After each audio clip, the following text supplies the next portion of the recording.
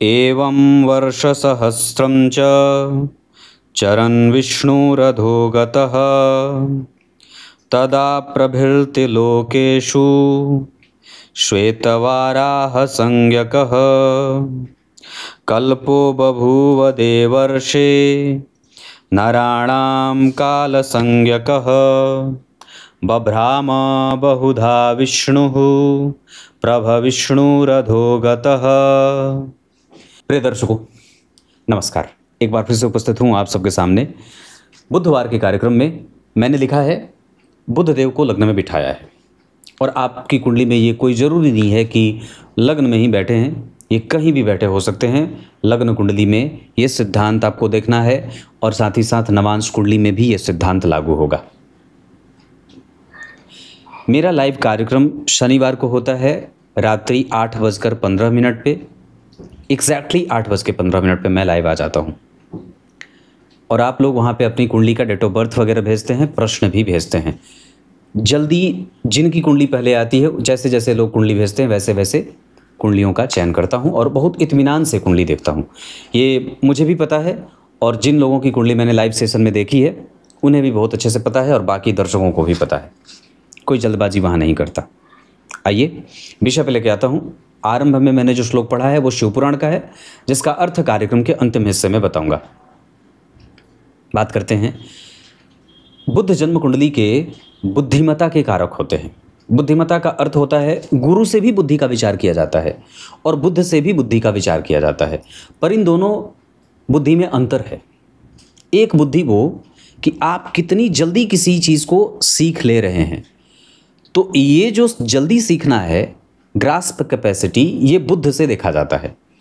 और दूसरी बुद्धि वो कि गलत बुद्धि है या सही बुद्धि है, मतलब शुद्ध बुद्धि है या अशुद्ध बुद्धि है, तो वो जो चयन होता है वो गुरुदेव कराते हैं। मतलब जिस व्यक्ति की कुंडली में देवगुरु बृहस्पति अच्छे होंगे वो अच्छी बुद्धि का व्यक्ति होगा।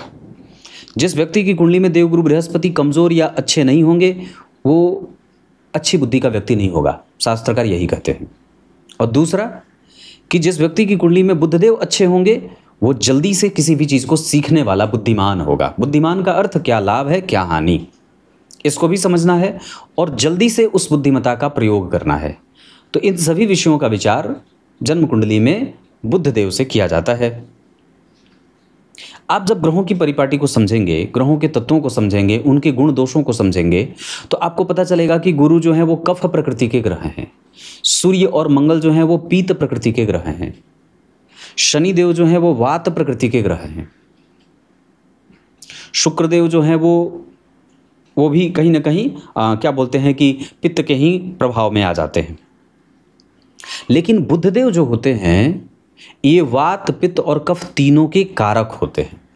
मतलब क्या है कि जिस व्यक्ति की कुंडली में बुधदेव कमज़ोर होंगे, उसकी कुंडली में बुधदेव के कमज़ोर होने के कारण उस व्यक्ति के स्वास्थ्य में वात, पित्त और कफ तीनों ही डीरेल होता रहता है।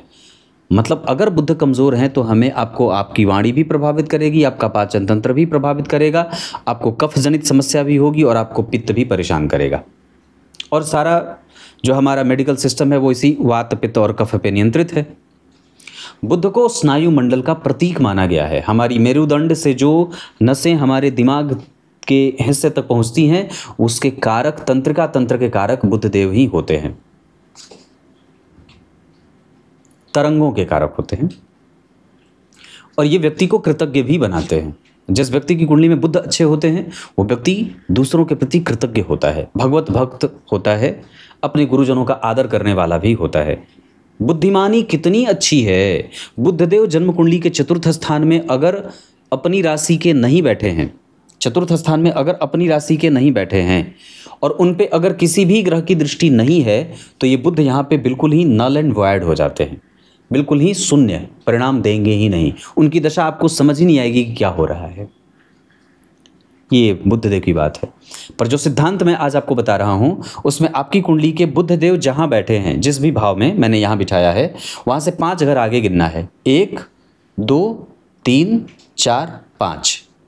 और बुधदेव जहाँ बैठे वहाँ से 5वें घर के स्वामी जो आपकी कुंडली में ग्रह बनता हो, अगर वो केंद्र में ही बैठा हो, मतलब लग्न, चतुर्थ, सप्तम और दशम, या तो वो गुरु कोई भी ग्रह होता हो वो बुध के ही साथ बैठा हो, मतलब बुध जहां बैठे हैं वहां से पंचम भाव के स्वामी बुध के साथ बैठ गए, या पंचम भाव के स्वामी जो ग्रह बनता है वो उच्च का बैठा है या त्रिकोण में बैठा है या केंद्र में बैठा है या बलवान होके बैठा है, तो आप निश्चित रूप से वणिक हैं, वणिक व्यापारी है ना, व्यापार।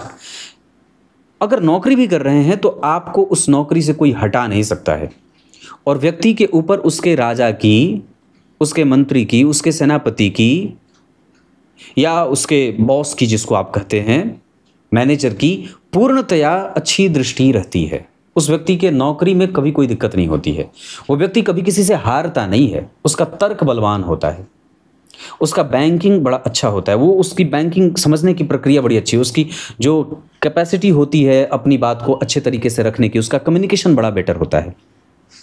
तो क्या बात हुई कि आपकी कुंडली के बुध देव और उनके पंचम भाव का अधिपति अगर बुध देव से संपर्क बना रहे हैं तो आपको संतान, दाम्पत्य, परिवार, नेक नियति, बुद्धिमानी, तर्क, साहस, लड़ने की शक्ति, गणितीय पक्ष, गणितीय तथ्य को समझना और गणना करना, खेल के क्षेत्र को समझना, क्रिएटिव होना, ये सब आपकी कुंडली के बुध देव दे जाते हैं। बहुत अच्छी बात है। आपको अपनी कुंडली में ये लग्न में भी देखना है और ये नवांश में भी देखना है। अगर नवांश में भी ऐसा ही कोई सिद्धांत आपकी कुंडली में लागू हो रहा है कि वहां पर भी पंचम भाव के स्वामी जहां बुध बैठे हैं वहां से पांचवें भाव के स्वामी केंद्र में बैठ रहे हैं, या तो नवम में बैठे हैं या तो पंचम में बैठे हैं, तो आप अतिरिक्त बल के साथ आपको परमात्मा ने भेजा है। भगवान की अति कृपा आपको बुध देव के रूप में मिला हुआ है। इसी वजह से मैंने ये थंबनेल में लिखा था कि बुध देव जिसकी कुंडली में बलवान होते हैं या बुध देव यहाँ अगर बैठ जाते हैं तो उस व्यक्ति को भगवान की असीम कृपा, वो साक्षात भगवान को भगवान राजा और वो राजकुमार, भगवान का पुत्र, ऐसा। तो बुध देव की असीम कृपा ऐसे जातकों को मिल जाती है जिनकी कुंडली में बुध देव से पंचम भाव की स्थिति ऐसी बनी होती है। दूसरा कि अगर आपकी कुंडली के बुध देव या तो लग्न में बैठे हैं या तो एकादश में या तो दशम या तो नवम, मतलब जन्म कुंडली के दृश्य क्षेत्र के प्रबुद्ध स्थानों में, जन्म कुंडली के सप्तम भाव के बाद जितने क्षेत्र होते हैं, सप्तम के बाद अष्टम, नवम, दशम, एकादशवां और 12वां, ये दृश्य क्षेत्र कहे गए हैं। तो अगर इन भावों में बुध देव बैठे हैं तो आप समझ लीजिए कि आप विलक्षण हैं। परमात्मा ने आपको विलक्षण और अकेला बना करके भेजा है, वैसा कोई नहीं है, और इस शक्ति को पहचानने की आवश्यकता है। आप व्यापार कर सकते हैं, ट्रांसपोर्ट कर सकते हैं, बच्चों के कपड़े, पढ़ाना, बच्चों के खिलौने, कुरियर सर्विस, इसके साथ इंटरनेट से जोड़ करके काम, बैंकिंग हो जाए, फिनांस हो जाए, शेयर बाजार हो जाए, सारी चीज़ें ये बुद्धदेव आपको दे देते हैं। बहुत सामान्यतया मैं इसी वजह से छोटे छोटे कार्यक्रम लाता हूं ताकि आप लोगों को एक एक चीज़ बिल्कुल फिट दिमाग में बैठ जाए, कोई दिक्कत नहीं है।